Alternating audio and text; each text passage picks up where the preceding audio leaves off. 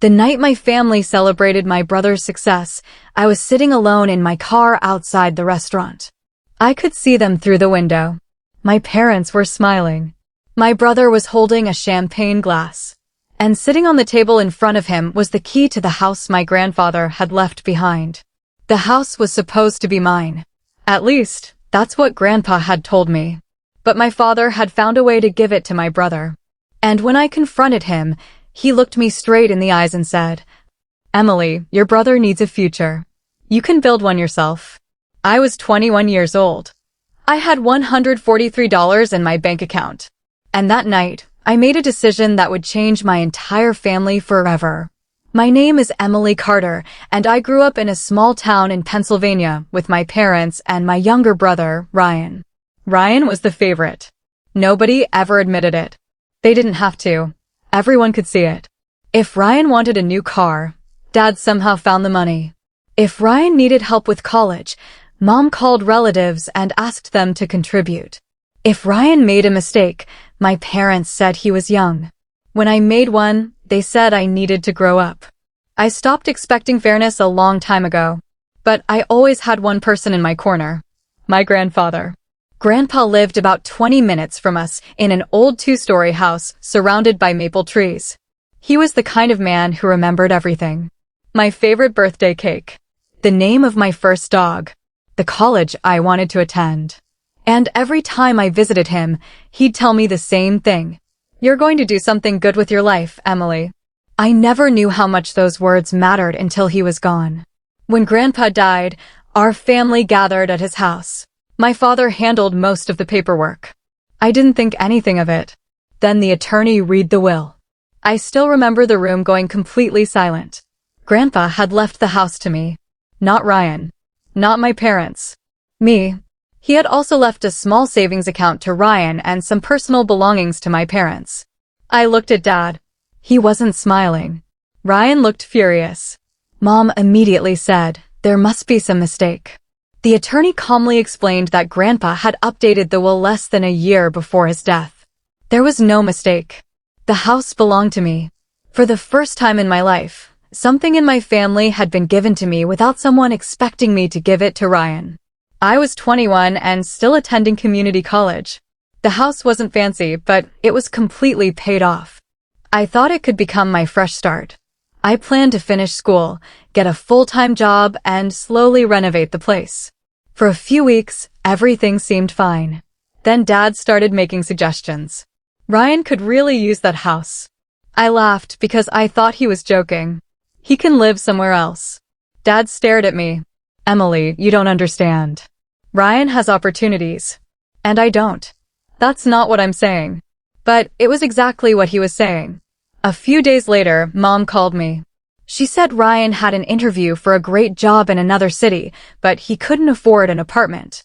I told her I was sorry. She paused. "Maybe you could let him stay in Grandpa's house." "No. Just temporarily." "No. Emily, he's your brother. And I'm the person Grandpa left the house to." Mom's voice became cold. "Your grandfather would want you to help your family." That sentence made me angry. Because Grandpa had spent years telling me not to let anyone convince me that love meant surrendering everything I had. I said no again. Then the pressure started. Dad called. Mom called. Ryan called. Even an aunt I barely spoke to called me. Everyone had the same message. I was being selfish. I was destroying Ryan's future. I was putting a house above family. Eventually, I stopped answering. Then one Friday evening, Dad showed up at my apartment. He didn't come alone. Ryan was with him. Dad walked inside and put a folder on my kitchen table. "What is this?" "An agreement." I opened it. My stomach dropped.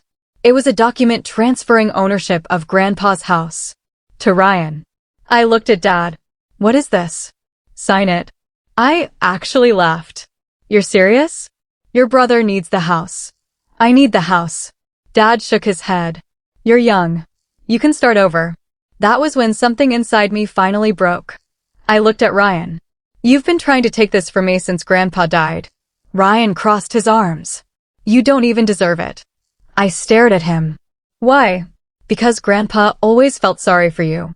I couldn't believe what I'd heard. Dad didn't correct him. Mom didn't defend me.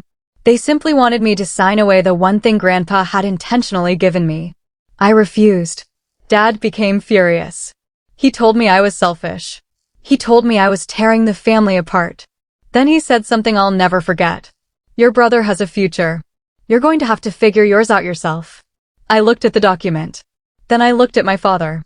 And I said, okay. He smiled like he'd finally won.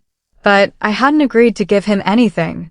I had made a different decision. The next morning, I sold the little apartment I'd been renting and moved into Grandpa's house. I changed the locks. I put the paperwork somewhere safe. And I stopped answering my family's calls. For the next year, my life was incredibly difficult. I worked during the day and attended classes at night. I repaired the house one room at a time.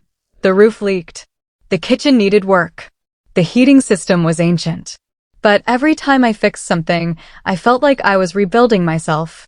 I eventually finished my degree and got a job at a small financial consulting company. I kept working. I saved. I learned. And slowly, the little house Grandpa left me became something more. It became my home. 7 years passed. I was 28. I had a successful career, a comfortable savings account, and a life that had nothing to do with my family's approval. I hadn't spoken to Ryan in almost 5 years. Then one Tuesday afternoon, my phone rang. Dad. I stared at the screen. I almost let it go to voicemail. But something made me answer. Hello. There was silence. Then Dad said, Emily, I need you. I almost dropped the phone. My father had never said those words to me. Not once. What happened? His voice sounded different. Tired. It's Ryan. Of course it was. What did he do? Dad took a long breath. His company is suing him. I sat down. Why? Financial problems. I closed my eyes. I knew exactly where this conversation was going. Dad continued. Ryan says the house could solve everything. I laughed. Grandpa's house. Yes. It's not his. I know. Then why are you calling me? Another silence. Then Dad said, because Ryan owes a lot of money. I didn't answer. Emily, we need to sell the house. I actually smiled. 7 years earlier, they'd told me I didn't deserve it. Now they needed it. I said no. Dad's voice became desperate. Please listen. I already listened for years. Your brother could lose everything. I looked around my office. My life. My home. Everything I'd built. Then I said, that's not my responsibility. Dad became quiet. Finally, he said, there is something you don't know. I frowned. What? Your grandfather knew Ryan was in trouble before he died. My heart stopped. What are you talking about?